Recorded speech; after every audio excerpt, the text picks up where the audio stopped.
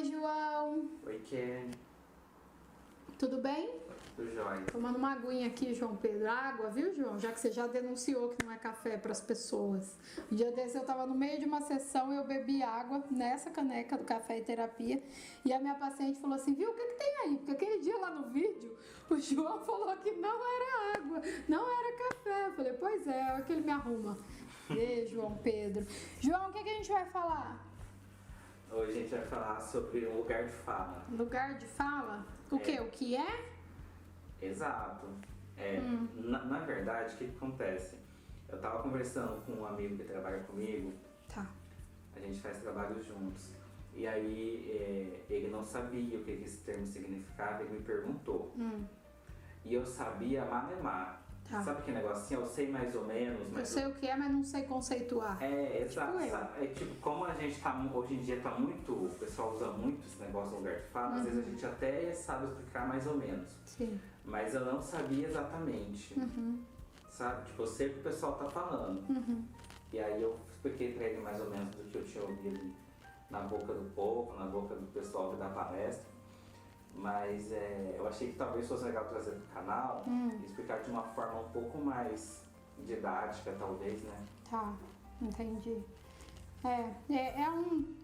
Tá muito em alta, né? Esse termo, eu percebo. Estão falando bastante dele. Não sei se eu vou saber conceituar também, né? Mas vamos lá. Normalmente são indivíduos que ocupam, eu vou colocar com as minhas palavras, tá? Nichos minoritários, né? É como se fossem pessoas que sempre foram caladas pela massa social, exatamente por estarem em nichos minoritários.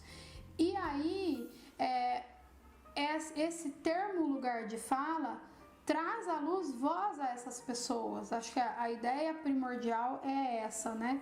Olha, não importa que você não é a massa e nem que a massa tá te calando, você tem o direito à fala, né? Todo mundo tem o direito à fala. E aí, quais são esses nichos minoritários que a gente vê muito, que provavelmente se vocês forem procurar aí pelo Google da vida é o que vocês vão ver, né? São as questões raciais, são as questões de gênero, são as questões de grana, João? Classe social. De classe social. Que mais? Sexualidade. Então, assim, todas essas pessoas que a gente vai tratar ali meio como a margem, né? Que tá fora dessa curva da maioria, é como se elas tivessem que ter preservado este lugar que é delas, que só elas sabem como é, porque só elas que vivem, né? Para que elas pudessem chegar aqui e dizer, olha, me sinto X por ser uma mulher negra, né? Me sinto Y por ser um homem gay, né? Isso é mais ou menos a ideia do lugar de fala, mas eu não fico muito à vontade, viu, João? Pra falar a verdade. Eu acho que o que me incomoda quando eu vejo essas movimentações é que a gente não sabe direito como fazer, né? O que eu vejo hoje é muito, eu tenho lugar de fala, então fica quieto. E não é essa a ideia. É mais ou menos como acontece também no feminismo. Porque eu sou feminista, muitas vezes a pessoa não sabe nem o que ela tá falando. Ela nem sabe o que é realmente o feminismo. Eu sou feminista desde criança, né?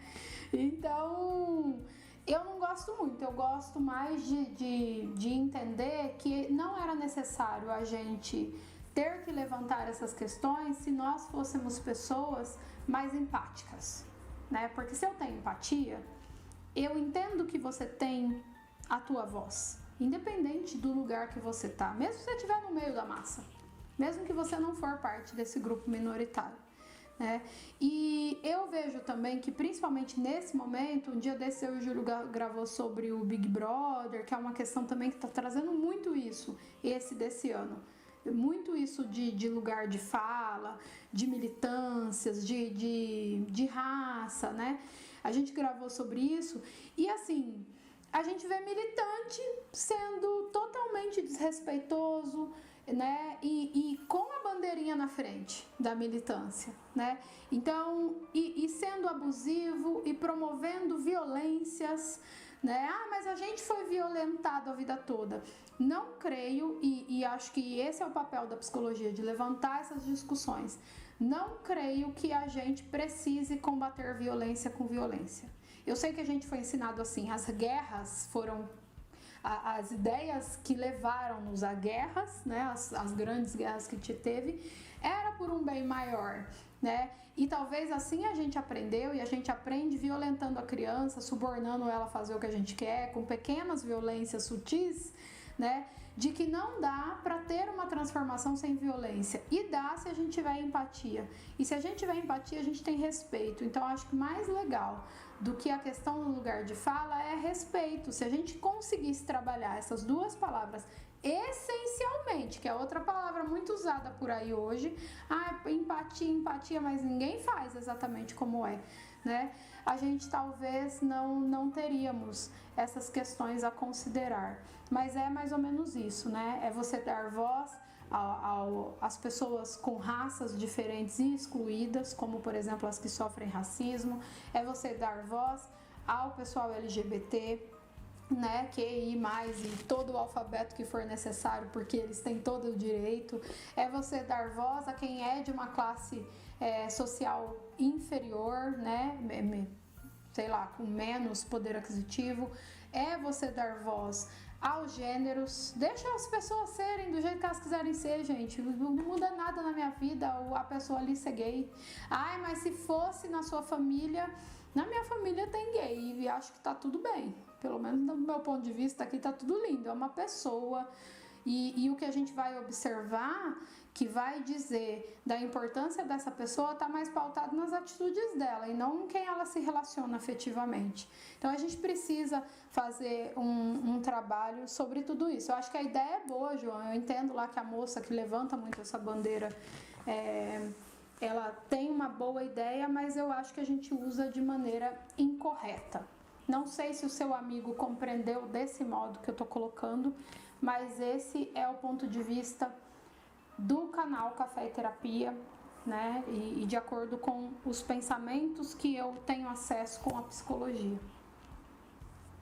O que eu tentei passar para ele foi o que eu aprendi, né?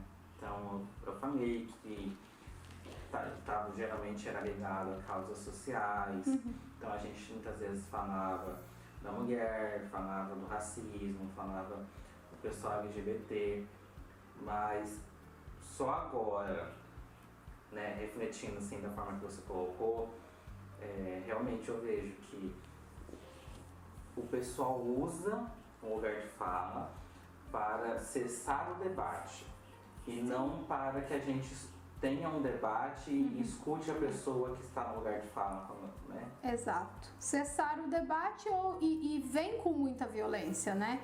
Se você questiona, você não tem que falar nada, porque você não está no lugar de fala, por que você está questionando aí alguma coisa? Não é essa a ideia, né? A ideia é que a gente levante o debate para que essas minorias entrem e que não sejam mais minorias, né? Para que seja ali uma coisa só. Seria o ideal. Mas é o que eu disse, acho que a gente não sabe utilizar nem do lugar de fala ainda, acho que é importante, mas estamos aprendendo, mas ainda não sabemos. Bem como quando a gente fala do feminismo. Cometem-se muitas coisas horríveis em nome do feminismo. Né? E aí não é que eu sou contra o feminismo, não é que eu sou a favor do machismo, até porque uma coisa não tem a ver com a outra, as pessoas acham que tem, né? Eu tô dizendo aqui coisas que eu já ouvi. Não é que eu tô passando a mão na cabeça de macho, não é isso. Primeiro que a ciência do comportamento humano estuda o comportamento humano e não o comportamento de quem tem lugar de fala, e não o comportamento de quem é machista, e não o comportamento de quem é feminista, né? Para todo mundo. E acho que esse é o ponto. A gente ainda não sabe muito bem fazer e a gente pega e usa como você muito bem colocou. Talvez uma solução para a gente conseguir utilizar do lugar de fala de forma correta seja uma coisa que eu estou exercitando em terapia agora. Que é a gente escutar sem falar em cima do outro e sem julgar. Talvez. Tá sendo fácil, João Pedro? Não, é muito difícil. Assim, não, é muito difícil mesmo. É muito difícil. Então dá pra ter um pouco mais de paciência com a população, né? Sim, assim, é uma coisa que está muito enraizada na gente. De muitas vezes a gente olhar e já vir o julgamento junto, né? E aí, às vezes, quando a pessoa começa a falar, né? A gente não quer escutar, a gente interrompe e tudo mais. Não é fácil de se mudar, não, mas eu acho que o problema está em a gente querer mudar. Né? Concordo. Tipo, eu vou na terapia, eu estou buscando, eu quero. Então, o primeiro passo, que é o mais importante, eu estou dando. Quando eu não quero mudar, aí não tem nada que venha depois disso vai acontecer. Né? É 10 vezes mais difícil. Então, a gente precisa querer ser melhor. Talvez se a gente quisesse ser melhor, não precisava existir o famoso lugar de fala. Né? Pois é. Porque todo mundo teria o seu lugar, o seu direito, né? Na teoria todo mundo tem, mas não é assim que acontece na prática.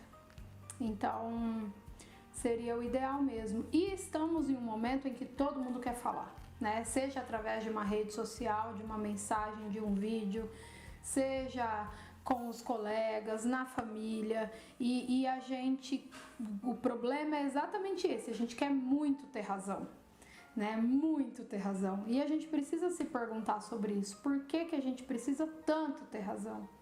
Para que a gente se sinta melhor, será? Né? Fica aí a reflexão, mas essas causas são importantes, em nenhum momento a gente quer dizer que não é, mas elas ainda não são feitas da maneira correta, que com certeza seria mais eficaz. Mas é isso, é uma coisa que a gente está começando a fazer e que a gente não sabe fazer, né? Como você falou, o importante é estar aberto para aprender, todos nós. Até semana que vem. Tchau, João. Tchau, que é.